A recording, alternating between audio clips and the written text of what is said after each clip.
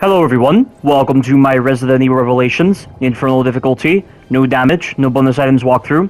This is episode 8, all on the line, and this is a fun episode, but this part right here, and also the part where you're on the turret and you're playing as Chris, they prove to be quite annoying. I mean, I will say though, I enjoyed the turret part a little bit more than this part, even though the turret part does have some really annoying problems with it. But this part right here, I got so fed up with taking damage from these enemies that I decided to use the rocket launcher right here because I believe I will not be using the rocket launcher anywhere else aside from episode 11, and Kirk will already be sending rocket launchers your way in order to deal with the Malakotas that spawn from that whale. And that right there, that's all luck. There is no telling if I'm going to get hit by that tricornus or not, and there are others right behind me as well, so I'm surrounded on all sides, so I could be hit by any one of them. And the rocket launcher was the only chance I had at actually getting past that stupid pincer ooze, because he was just blocking my way, and he has a lot of life compared to the normal ooze and the tricorn ooze. And now we just have some swimming, and the swimming is very easy to do.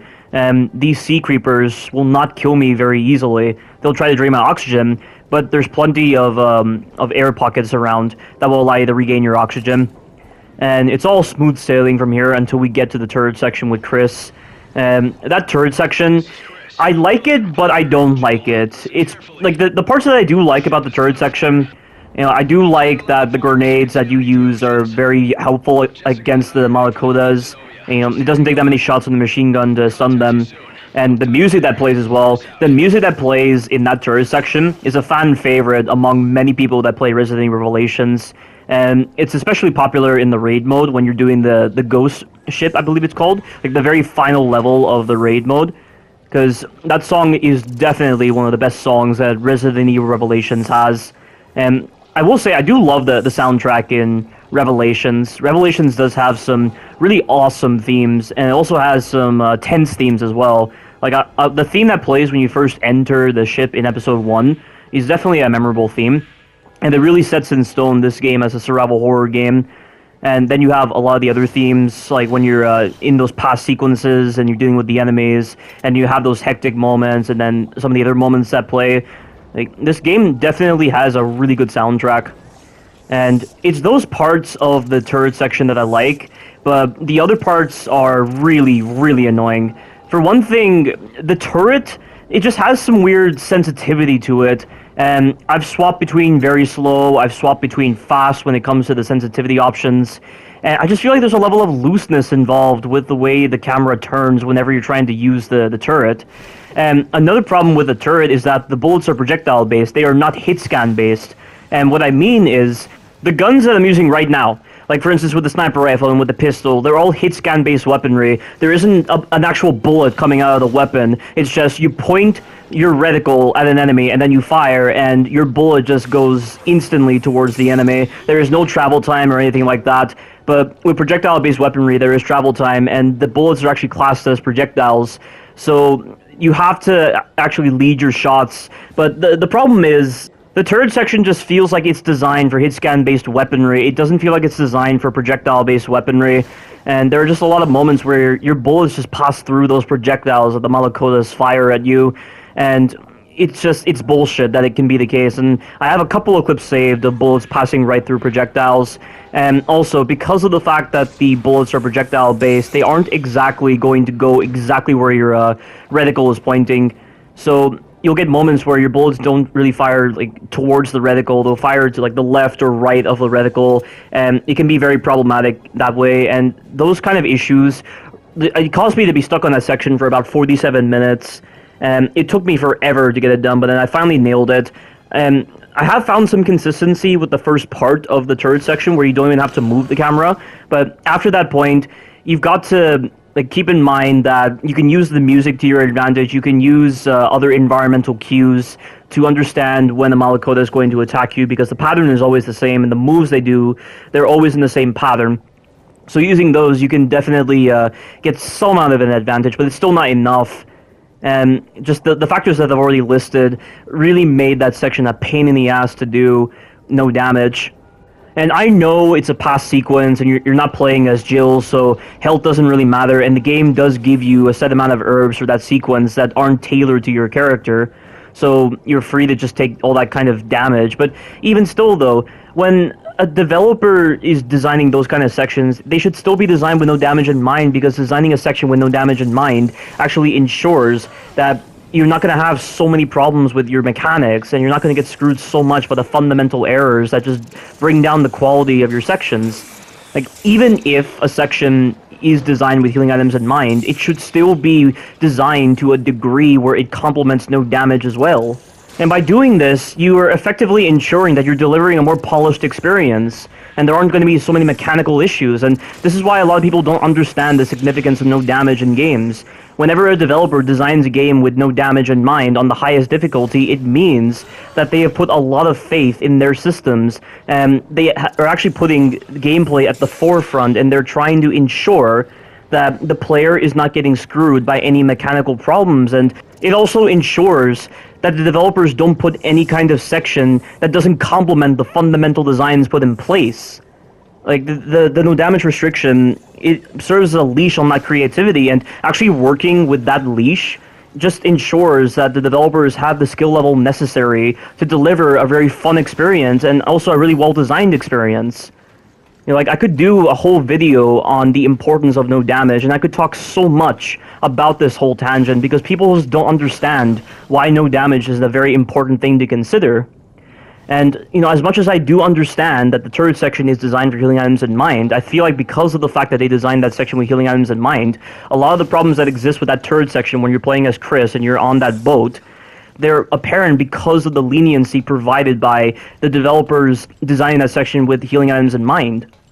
And that's what you get with games like with Resident Evil 6, for instance. Like, the amount of problems that Resident Evil 6 has, likely due to the fact that it's designed for healing items in mind. If Resident Evil 6 was designed for no damage in mind, a lot of the mechanics and the little niggles in the systems would have been ironed out and polished properly to deliver a more balanced experience and to actually deliver a functional experience. Like, a broken game is not serviceable as a functional game, and it's not serviceable for a challenging game. And I still like Resident Evil 6, but its mechanical problems cannot be overlooked, and the leniency provided by the healing items just served as a modifier in allowing more problems to be apparent with Resident Evil 6, and with other games that embrace a very similar format. And that's all I'll say on that, and we now have the turret section coming up when we go through this door. So do not move the camera. Do not move the camera in this initial part of the turret sequence. The way this goes is always going to be the same. You need to use a grenade right here, and try to keep track of the music as well. You'll want to skip the cutscene that plays every time this section begins, so that the music is always going to be in the exact same place. So now we're on this right here, and you need to use a grenade right here, and then make sure that after you fire the grenade, you immediately fire your turret to get rid of this Malakoda right here. And then do not move the camera still. You've got to time your grenade shot correctly so that you can get rid of these projectiles, and then you need to aim up, like look directly up, do not make any deviations to the left or right, and fire a grenade. Now there's going to be another Malakoda coming up. This one's going to be firing at you. You'll just want to use your turret in order to get him out of the way. I choose to fire a grenade right here prematurely and just anticipate the position where it's going to be, because it's always going to be in the exact same position. I mean, it's kind of hard to judge where that same position is, because there's not a lot of reference points I can use to generate that position. But this right here, you see how that Malakoda went straight up? This is how I know that this Malakoda is going to start firing right now.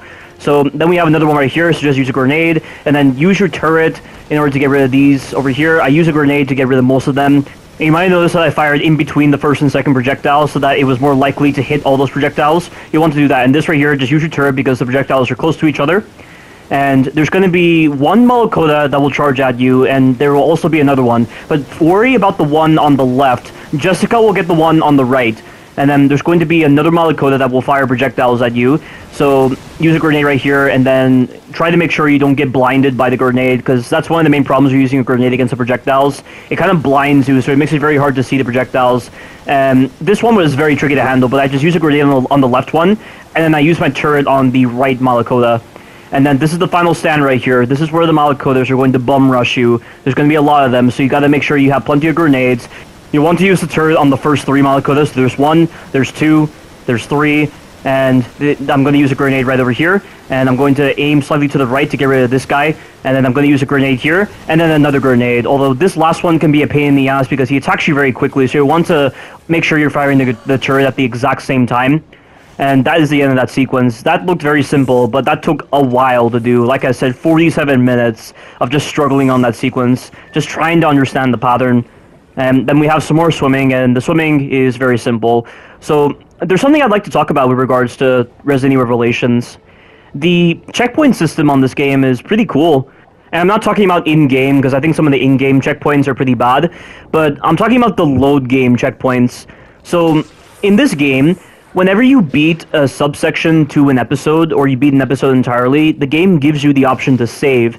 So you can save in 12 manual save slots, but it doesn't just apply to those, it also applies to your autosaves. So if you don't want to replay an entire episode or an entire subsection to get back to a certain encounter, you can actually trigger that checkpoint in-game, leave the game entirely, go to load game, copy that autosave, and then put it onto a manual save slot, which is really cool. That right there is one of the coolest design choices with Resident Evil Revelations when it comes to how it handles its load game system. If only Resident Evil 5 and Resident Evil 6 had systems like that, where it allows you to put your autosave data onto a manual save slot, and then you can also save in between the episodes, and you could just save up on your ammunition, and it's really cool that it works like that. It allows you to not have to waste so much time just going through an earlier section to get to a section that you want. And really, more games should be doing this when it comes to a manual save system. So I gotta give credit to the game for actually embracing that system. It's such a shame it doesn't return in the later Resident Evil games. And we're now in the laboratory area of the Queen Zenobia, and we have the Trident Key.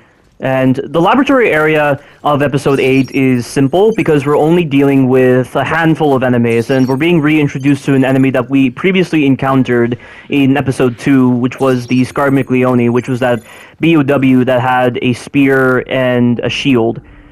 This enemy type is definitely one of my favorite enemies in the game because it actually works as intended, minus its ability to hit you at a range where the dodge just doesn't detect, but at least you can strafe away from that lengthy stab animation that it does at range, so you don't have to worry about the dodge. But when you're close to it, the dodge works as intended because it's a context-sensitive dodge, and because it can actually register that attack at close range, it has really good detection on the moves that the Scar McLeone does.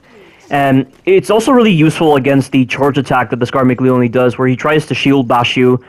So the three moves that it does, where it tries to stab you, it tries to do a horizontal slash, and it also tries to charge you, the dodge works really well against those moves. And we're encountering the Scar McLeone right over here, and this is a very strange occurrence right here, because I somehow managed to instantly kill this Scar McLeone. Yet in my other attempt at this, it took roughly like 7 shots from my sniper rifle to get rid of this guy, and I was aiming around the head, but I imagine the detection on the critical hit point on his head is very, very strict, or it has really bad detection. I don't know, but I've never been able to do that before. I've never been able to instantly kill this guy. I think maybe I have actually in some earlier playthroughs, but I don't remember. But it's just so strange how I could go from 7 shots to a Scar McLeone to just 1 shot and get in this recording right here. So I got incredibly lucky just then. And I must have been really, really perfect with nailing that shot on its weak spot. And here is a illegal custom part right here. And I'm not even too sure if I'm going to be using any of the illegal customization kits, because so far, the customization kits I've put on my sniper rifle have been more than useful against the enemies. Damage 7, which was the previous customization kit that we picked up back in the fingerprint area, it's a really good customization kit, and we'll get some more in the later episodes, and it'll definitely apply when we fight Norman in the final episode. But take the time to scour the area for supplies. There's a pulse grenade. I don't know why I wasn't able to get pulse grenades in the earlier episodes. That is very strange. I must have missed out on the side area, because I don't remember where the pulse grenades are in this game, because I haven't played this game in a while. But watch out, this is a trap right here, and I had to do a transition just then because I failed this part.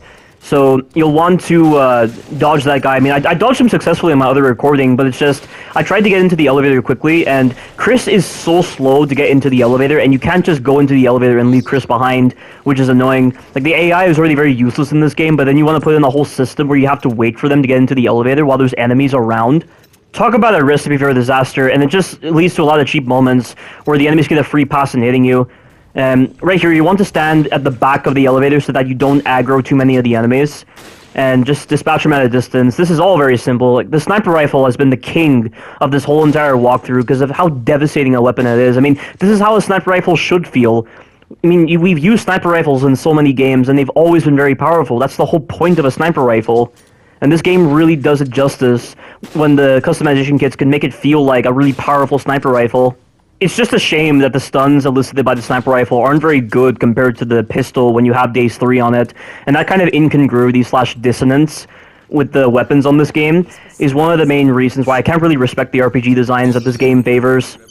But that is the end of Episode 8. Stay tuned for the future episodes. Thank you all for watching, and you take care now.